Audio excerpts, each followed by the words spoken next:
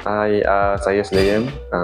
Saya ialah artis untuk Utopia High, Ongo, Lawa Campes, dan Drag. Sebelum ni saya pun ada buat story untuk Adventure Series. Saya juga adalah chief editor untuk Gempa Star dululah.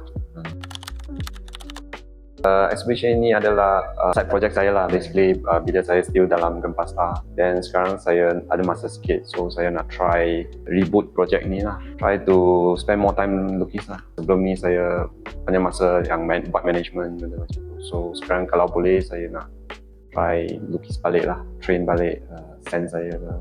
Regan dia actually dia satu blank canvas lah. Apa yang saya nak buat, saya buat sajalah. Tak payah ada apa story structure ke apa, tak ada lah. Cuma benda yang saya interested dan saya akan lukis. But universe dia basically ialah karakter yang hunt down semua monster lah kat dunia dia. Dunia dia pun pelik-pelik lah, banyak monster. Satu corporation yang hire dia orang hunt down semua monster macam tu.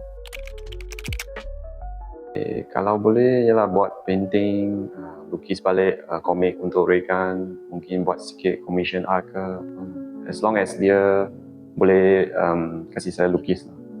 Boleh join saya punya Facebook, IG lah, saya guna nama Gloom Drone. Kalau boleh saya nak buat sikit projek yang saya interested lah. Saya suka action sci-fi semua.